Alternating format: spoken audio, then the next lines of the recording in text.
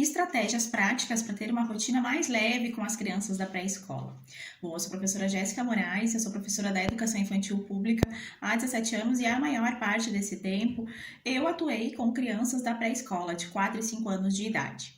Bom, e de uns anos para cá, poucos anos para cá, mais precisamente depois da pandemia, eu encontrei alguns modos de gostar mais da docência, digamos assim, de tornar ela mais significativa, mas não só para as crianças, mas para mim também. Porque eu confesso para vocês que eu já fui aquela professora de educação infantil, por exemplo, que chegava e as crianças iam chegando e eu ia colocando caixas de jogos ou de brinquedos em cima das mesas ou nos tapetes para as crianças irem brincando, para ocupar elas enquanto todas chegassem, até chegar a hora da gente ir para o refeitório, né, lanchar ou tomar o café.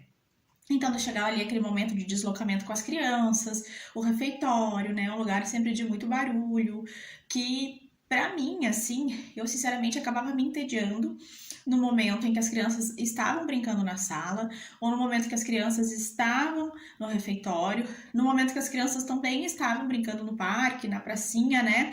Eu ficava ali e eu sinceramente não conseguia encontrar muito propósito naquilo.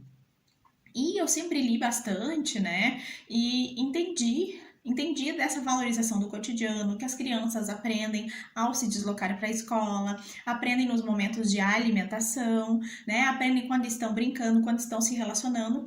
No entanto, a gente tem que tomar cuidado quando a gente fala que tudo na escola de educação infantil é pedagógico. sim, tudo na escola de educação infantil tem a potência, a possibilidade de ser pedagógico, mas precisa da nossa mediação e do nosso planejamento, tá? E eu percebo também que eu ficava muito mais esgotada quando eu queria que as coisas acontecessem muito dentro de uma rotina, né? E eu não abria espaço para as livres ações das crianças e para me aproximar delas mesmo, né? Porque quando a gente se coloca nessa posição de controle de dominadora, a gente acaba se tensionando muito mais e sendo um trabalho muito mais exaustivo para a gente, né? E a gente também precisa entender que esse trabalho com as crianças não é um trabalho entre dominantes e dominados, que eu preciso ter domínio da minha turma. É ilusão a gente achar que a gente tem domínio de algo ou de alguém. Claro que as crianças precisam lidar com impossibilidades, precisam lidar com limites. A escola é um ambiente que precisa de combinações, que precisam ser respeitadas essas combinações, né? A gente precisa mediar várias situações entre as crianças, eu não tô falando disso, mas eu vou então aqui trazer algumas estratégias que eu comecei a colocar em prática depois, assim que a minha chavinha mudou, que eu comecei a perceber o que seria esse viver o cotidiano com as crianças e que tornou a minha rotina com elas, então, muito mais leve, que faz eu sair menos cansada e exausta da escola. Claro que a gente não pode minimizar todos os problemas que a gente tem numa escola, todos os imprevistos, todas as demandas que são colocadas em cima da gente, que muitas vezes não é da nossa alçada ou nem seria a nossa função. Eu não estou minimizando isso, mas aqui eu vou me ater simplesmente não digo, mas propriamente a esse trabalho com as crianças, tá?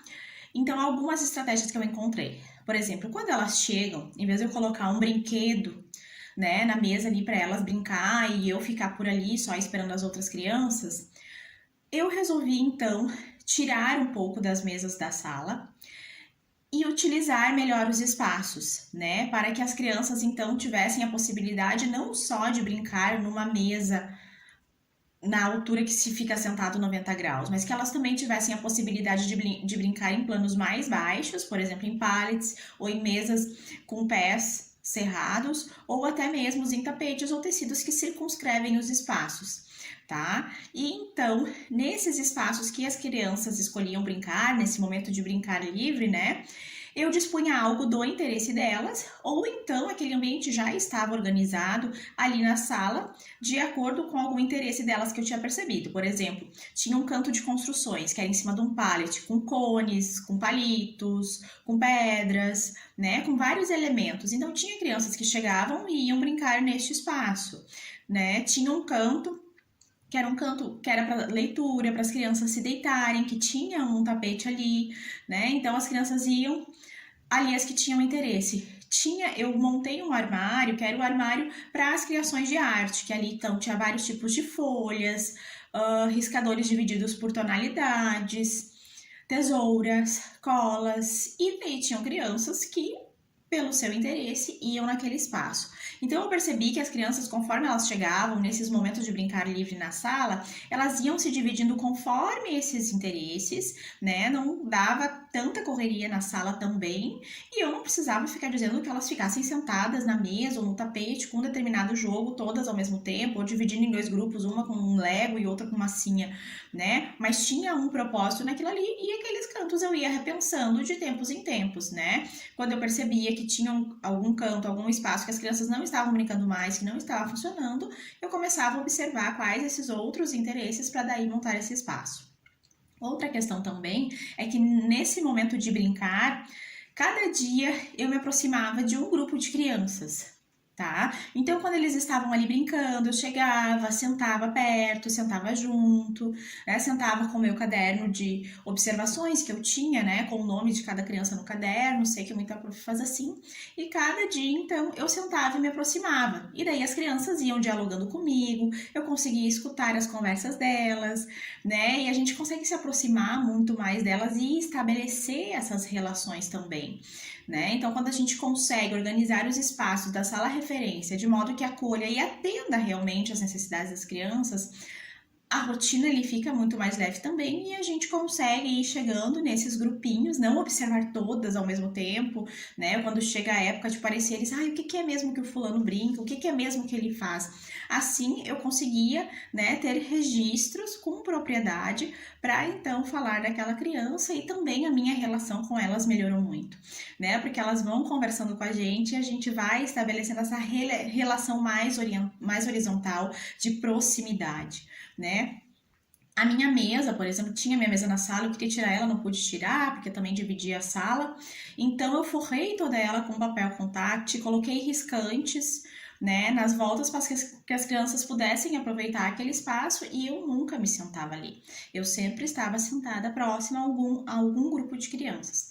E isso eu garanto para vocês que deixa a rotina muito mais leve quando a gente se desprende assim dessa ordem do domínio. Claro que as crianças precisam de combinações, brincou, guardou, a gente tem que mediar conflitos, tem combinados que elas precisam respeitar, que a gente tem que sempre relembrar, mas pode ser que na primeira semana não dê certo, mas com o andar da carruagem, digamos assim, as coisas vão se acomodando e as crianças também vão entrando nesse ritmo mais de confiança com a gente também, tá? Outra questão é sobre o momento dos lanches.